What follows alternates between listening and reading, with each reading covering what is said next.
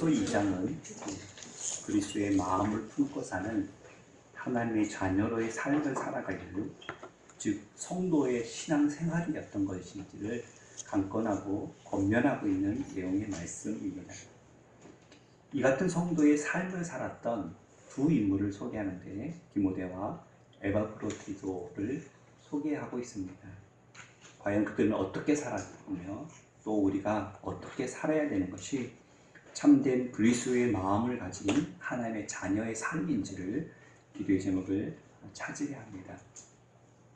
빌립보 교회 성도가 바로 에바브로디도입니다. 이 에바브로디도는 사도 바울이 감옥에서 고생할 때 로마의 감옥에 갇힌 바울에게 보냄을 받은 자입니다. 즉 감옥 생활을 돕는 자가 바로 에바브로디도였습니다. 당시 로마법에 의하면 시민권 가진 자에게는 자유가 있었습니다. 범죄하여 감옥에 갇혀 있다 할지라도 그가 시민권자라면 첫째, 간수의 동행하에 외출을 할 수 있었습니다. 그리고 많은 이들의 방문을 받을 수 있었습니다. 그래서 바울이 갇힌 자임에도 불구하고 복음을 전할 수 있었고 전도할 수 있었습니다. 두 번째, 환자가 되어지면 돌봐주는 사람을 같이 감옥에 머물게 할 수 있었습니다. 그것이 로마 시민권을 가진 자의 자유의 특혜였습니다. 감옥에 있는 실형을 받은 자라 할지라도 이와 같은 특혜를 받고 있었던 겁니다. 바울은 로마 시민권자였습니다. 그런데 몸이 허약해졌습니다. 그래서 로마 감옥 생활을 할 때에 봉사자를 붙여주었는데 그 봉사자가 에베소 교회에서 빌립보 교회에서 봉사자를 보내주었는데 그가 바로 에바브로디도였던 겁니다. 이런 봉사자들을 통하여서 안과에 질환이 있었던 바울이 복음을 쓰는 것이 형편치 않아서 대피를 하게 하고 그 대피하여서 쓴 서신을 옥중서신이라고 합니다. 감옥에서 편지를 썼다는 겁니다. 옥중에서 편지를 썼다는 겁니다. 신약성경 에베소서, 빌립보서, 골로새서, 빌레몬서가 바로 옥중서신입니다. 오늘 본문의 빌립보서도 역시 바울이 옥중에서 쓴 서신입니다. 그리고 이 에바브로디를 통해서 이 빌립보 서신을 전하게 했던 겁니다. 에바브로디도는 감옥 생활을 돕기 위해 감옥에 같이 갇혀 있었습니다. 예수 그리스도 안에서 나와 함께 갇힌 자 에바브로디도는 이라고 1장 23절에 고백하고 있습니다. 그런데 이 에바브로디도가 자신이 병이 생겨 고통을 겪게 되었습니다. 그로 인하여 빌립보 교인이 알게 되고 걱정하고 있게 되었던 겁니다. 그래서 바울이 에바브로디도를 빌립보의 교회에 돌려보내면서 빌립보서를 써서 그리고 이 편지를 들고 이 빌립보 교회에 다시 돌려보내게 되었던 겁니다. 바울이 에바브로디도를 돌려보내면서 그에 대하여 칭찬하고 있는 말씀, 그가 어떻게 신앙생활을 잘해야 했는지, 어떤 하나님의 마음을 가지고 하나님의 자녀답게 살았는지를 오늘 본문은 크게 세 가지로 우리에게 증거하고 있습니다. 첫째, 나의 형제여, 나의 군사여, 나의 돕는 자라 라고 말씀하고 있는데요. 첫째, 나의 형제라고 말합니다. 민족도 언어도 문화도 성도 신분도 다릅니다. 오늘 이 시간 예배드린 저와 여러분도 마찬가지입니다. 90이 다 된 어르신이 있는가 하면 이제 10대의 어린아이도 있습니다. 수십 년을 교회 다닌 우리의 성도도 있는가 하면 교회에 처음 발을 디디고 몇 번 예배드리지 못한 그런 초보의 성도도 계십니다. 그런데 하나님 아버지를 섬기는 하나님 아버지 안에 형제라고 바울은 에바브로디도를 향하여서 고백하고 있습니다. 나의 선생도 하나요, 너희는 다 형제니라 라고 말씀하고 있는 것처럼 형제라고 말한 이 형제는 가족이식입니다. 가족이식. 주기도문이 주님이 가르친 기도가 그렇게 기도하죠. 하늘에 계신 우리 아버지여 라고 말합니다. 처음 아버님을 전도했을 때 그 아버님이 이렇게 물었다면, 야, 너 하나님 아버지 그러면 나는 뭐라 그래야 되냐? 하나님 형님이라고 부르면 되냐? 라고 불었다는 우스갯소리가 있습니다. 내가 믿는 하나님 아버지는 우리 아버지가 하나님을 믿어도 하나님 아버지, 그래서 형제라고 말합니다. 가족 의식입니다. 우리 의식입니다. 저와 여러분이 가족임을, 예수 그리스도 안에서 형제임을 믿고 형제로 함께 신앙생활하기를 예수님 이름으로 축원을 드립니다. 가족의식이라고 말할 때 가족을 나타내는 단어 중에, 형제를 나타내는 단어 중에 식구라는 말이 있습니다. 이 식구란 단어를 찾아보면 한솥밥을 먹는 사람들입니다. 관계를 형성하는 가치 가운데 먹는 것이 얼마나 중요한 위치를 차지하고 있는지를 가르쳐주는 단어가 식구입니다. 이 가족에게 있어서 같이 밥을 먹는 것, 식구, 그것이 참 중요하다는 겁니다. 예수님이 추구했던 공동체도 마찬가지입니다. 밥상 공동체라는 단어를 쓰는데요. 예수님이 머무시는 곳마다 음식을 함께 나눠 먹었습니다. 음식을 나누는 공동체가 형성되었습니다. 그런데 바리새인과 서기관은 예수님을 향하여서 먹고 마시기를 탐하는 자라고 지적을 했습니다. 맨날 먹기만 하냐? 그런데 예수님은 바리새인과 서기관과 달랐습니다.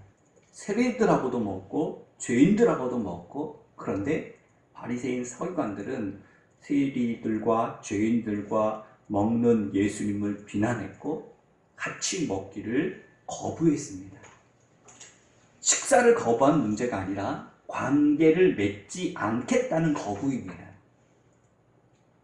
즉 함께 식사를 한다는 것은 가족이라는 증거입니다. 그래서 왜 새 식구를 맞이할 때 굳이 밥 먹이잖아요.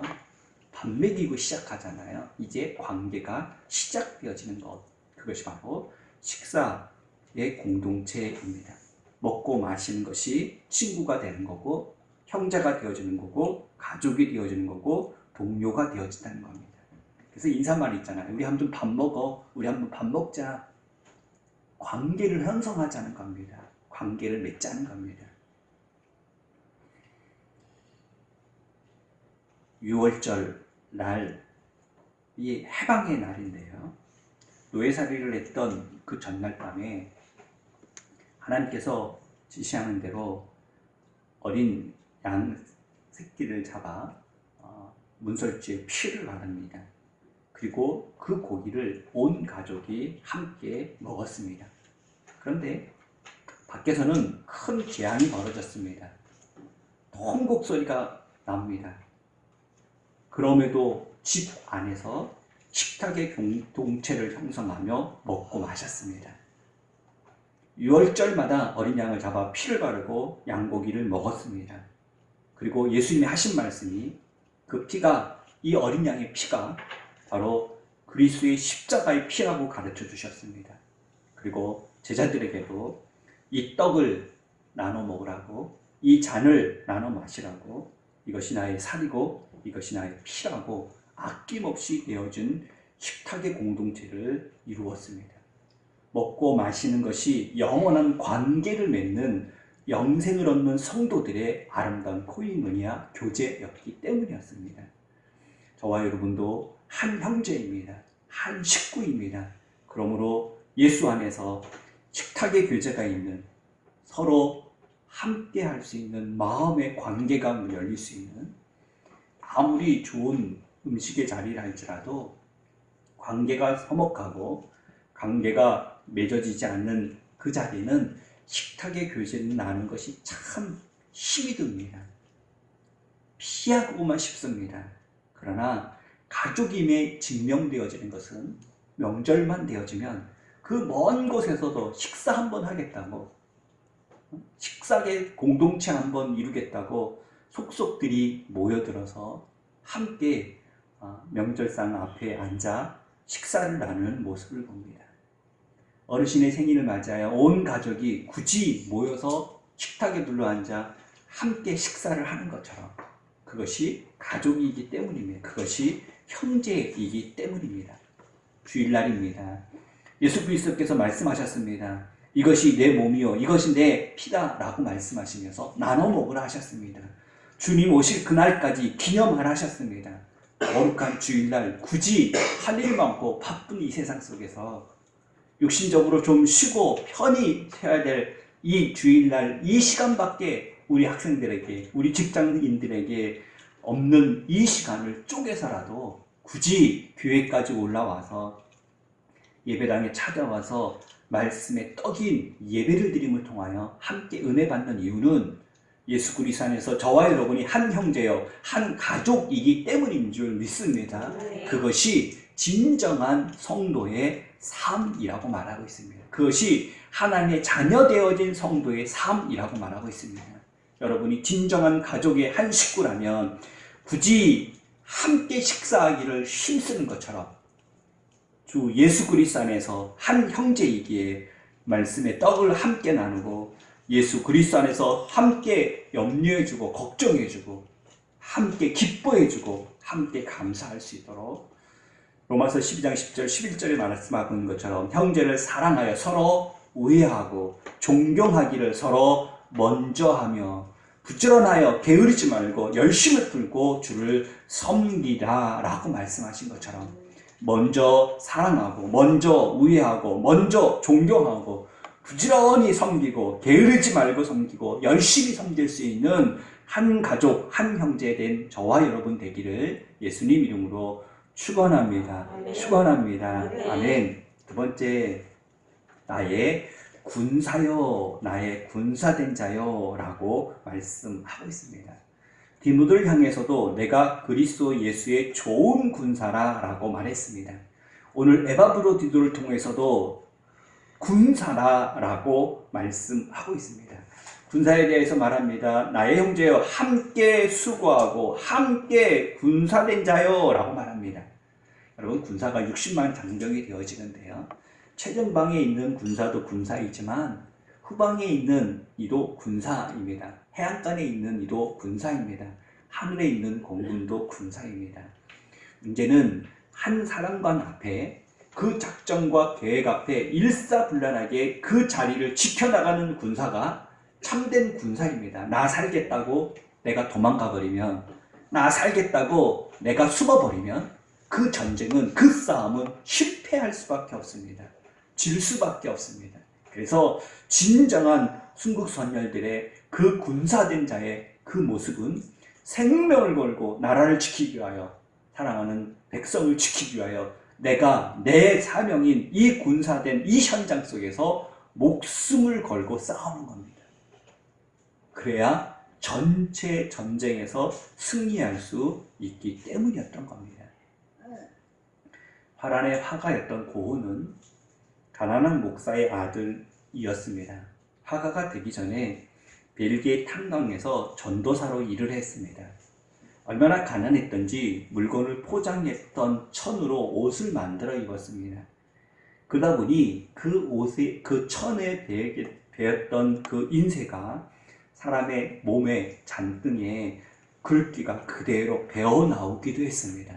하루는 이 고흐의 몸에 베어진 글귀가 이랬습니다. 깨지기 쉬운 것이니 취급주의라는 문구였습니다. 그는 고백했습니다. 그렇다, 사람은 정말 깨지기 쉬운 존재다. 그러니 취급을 조심해야 된다라고 고백을 했다고 합니다. 작은 문구 속에, 포장지 속에 배어나온 자신의 그 메시지 하나도 하나님의 음성으로 받아들였습니다. 하나님의 음성으로 묵상했습니다. 사소한 일에 화내는 나, 조그만 이익에 양심을 팔아먹는 나, 진척이 되어지고 성취가 되어지지 않다고 생각하는 낙심과 좌절의 나, 정말 깨어지기 쉬운 이 인격에 대한 하나님의 말씀으로 웜이 들었던 겁니다. 사람의 인격을 깨뜨리기 쉬운 것은 첫째 감정이고 욕망입니다. 조심스럽게 다뤄야 됩니다. 성경 말합니다. 악에게 지지 말고 손으로 악을 이기라 라고 말합니다. 지지 말고 이겨야 될 것이 바로 감정입니다. 지지 말고 이겨야 될 것이 바로 욕망입니다. 깨지기 쉬운 것에는 항상 그 완충제가 들어있습니다. 뽁뽁이가 들어가 있습니다. 스티로폴이 들어있습니다. 취급주의해달라고 부탁합니다.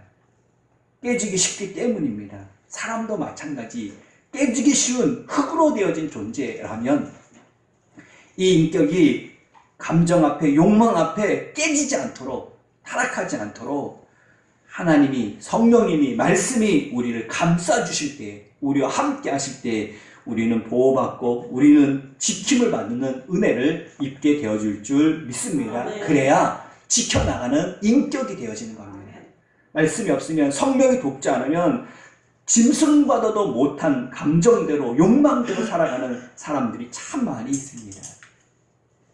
저와 여러분이 깨지기 쉬운 존재이기에 늘 성령의 보호를 받고 마귀의 충격 속에서도 방어할 수 있는 성령의 검, 곧 하나님의 말씀으로 승리할 수 있는 저와 여러분의 군사되어진 믿음의 성도의 삶이 되어지기를 예수님 이름으로 축원합니다. 악에게 지지 말고 선으로 악을 이기시기를 예수님 이름으로 축원합니다. 할렐루야. 아멘. 세 번째 에바브로디도는 나를 돕는 자라고 말하고 있습니다.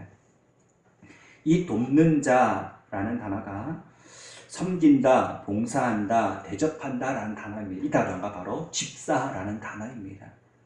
교회 안에 집사라는 직분을 주십니다. 그 직분은 섬김을 받으라고 주는 직분이 아니라 섬기라고, 도우라고, 대접하라고 주는 직분이 바로 집사라는 돕는 자라는 에바브로디도의 삶입니다. 성도가 되어지면 나를 돕는 목사, 성도가 되어지면 나를 돕는 성도, 그래서 교회 와서 내 형편 알아주고 나 좀 인정해주고 내 필요한 것을 채워주는 것, 그것이 바로 교회 생활이고 그것이 신앙생활이라고 성경은 말하지 않습니다. 돕는 자가 되었던 에바브로디도처럼 로마 감옥에까지 갔습니다. 내가 죄져서 간 것도 아닙니다. 내가 복음 전하다가 잡혀간 것도 아닙니다. 복음 전하다가 잡혀 감옥에 가서 병들어 있는 바울을 도우려고, 어떻게 보면 젊은이에게 내가 이 일 하려고 성도 됐나? 이 일 하려고 주님의 부름을 받았나? 라는 생각이 들 수도 있습니다. 다 늙은 사람, 병든 사람, 이제 주의 사역 다 마치고 하나님의 부르신 날이 가까운 사람, 그 사람을 섬기라고 내 인생을 바쳐야 되나? 내 젊음을 투자해야 되나? 이런 인간적인 마음이 아닌 집사라는 섬기고 봉사하고 대접하는 그 사명을 교회로부터 에바브로디가 받고 기꺼이 바울에게 감옥까지 가서 섬기고 봉사했던 겁니다. 사람이 쓰여질 때, 쓰임 받을 때 값어치가 있지, 아무리 귀하다 할지라도 젊다 할지라도 쓰임 받지 못하면 그것은 값어치가 없는 겁니다. 쓰임 받을 때 할 때 우리가 잊지 말아야 될 두 가지 신앙적인 철칙이 있습니다. 첫째, 내가 먼저입니다. 예수님의 제자들이 가르치십니다. 내가 너에게 행한 같이 너희도 행하게 하려 함이니 라고 말씀합니다. 그래서 본을 보였노라 라고 말합니다. 그리고 이렇게 말합니다. 남이 너에게 대해주기 바라는 것이 아니면 내가 남에게 그것을 먼저 하라라고 주님이 주시는 말씀입니다. 무슨 얘기냐면 내가 먼저 섬기면 하나님 은혜 안에서 섬김을 받는 은혜를 얻게 되어줄 줄 믿습니다. 내가 먼저 베풀면 베품을 받는 하나님의 은혜가 임하게 되어진다는 겁니다. 그러므로 돕는 것은 내가 먼저입니다. 내가 먼저 돕는 자가 되어질 때 하나님은 우리의 모든 것들을 아시고 때마다 일마다 도와주시고 채워주시고 역사해 주실 줄 믿습니다. 아멘. 그러므로 절대로 반대급부를 기대하고 도와서는 안 됩니다. 그래서 오른손이 하는 것을 왼손이 모르게 하라 합니다. 오히려 다시 초대해 줄 수 없는 가난한 사람을 초대하라 라고 말합니다. 내가 이렇게 하면 라고 생각하여서 실족하는 일이 생긴다는데요. 대소사 문제 속에 야, 나 니네 집에 2번 갔는데 어떻게 한 번도 안 오냐고 의절을 하고 을을 끊는 그런 경우도 보게 되어집니다. 축하해 주러 가고 기뻐해 주러 가고 감사해 주러 간 것이 목적이 아니라 우리 흔히 참 애경사의 문제가 한국 사회에 큰 문제가 되고 있는데요. 반대급부를 바라고 행하는 일들이 참 많이 있는 것 같습니다.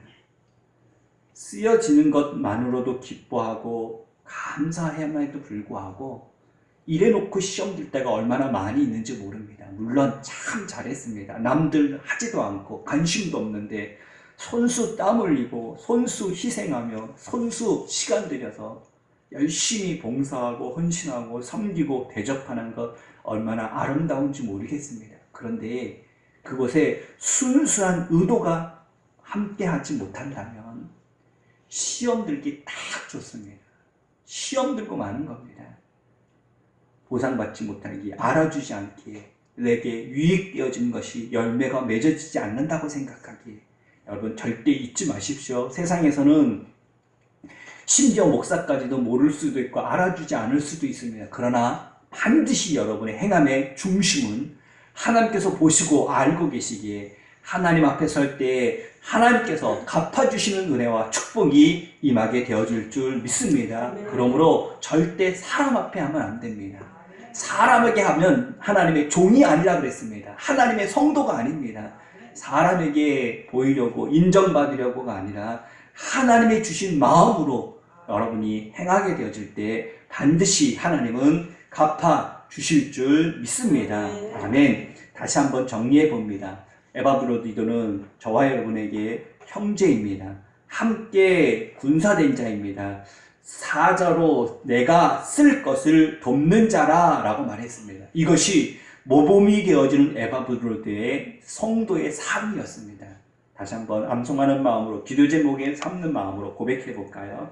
에바브로드와 같이 첫째 나의 형제요 나의 가족이요 시작 나의 형제요 나의 가족이요 둘째 함께 군사된 자요 함께 군사된 자요 함께 수고한 자요 함께 수고한 자요 내가 쓸 것을 돕는 자라 내가 쓸 것을 돕는 자라 아멘. 이런 자들을 29절 이러므로 너희가 주 안에서 모든 기쁨과 그를 영접하고 또 이와 같은 자들을 존귀히 여겨라 라고 말합니다. 여러분 나는 감옥에 가서 늙은 종이나 뒤치다꺼리 하다가 병이 걸리고 말았습니다. 내가 한 공적은 바울의 이름 앞에 다 가려졌습니다. 바울이 한 일들은 모든 백성들이 성도들이 칭찬하고 알아주지만 에바브로디가 한 공적은 아무도 알아주지 않는 것 같습니다. 심지어 바울과 같이 내가 심각한 질병까지 얻게 되었습니다. 신앙생활의 실패자입니까? 인생의 실패자입니까? 그렇지 않습니다. 하나님이 기쁨으로 영접하고 하나님이 존귀히 여겨주시는 축복이 임하게 되어질 줄 믿습니다. 그런 성도의 삶이 저와 여러분의 성도의 삶이 되어지고 신앙생활이 되어지기를 예수님 이름으로 축원합니다. 축원합니다. 아멘.